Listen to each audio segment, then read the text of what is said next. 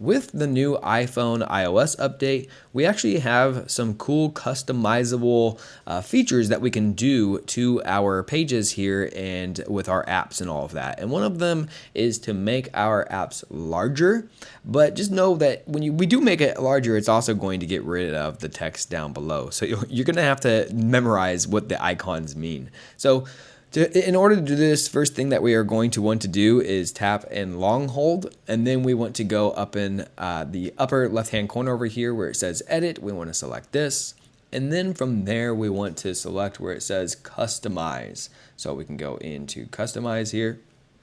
And then you have all these different options down below. Now this is going to really more so change the color feature of your apps.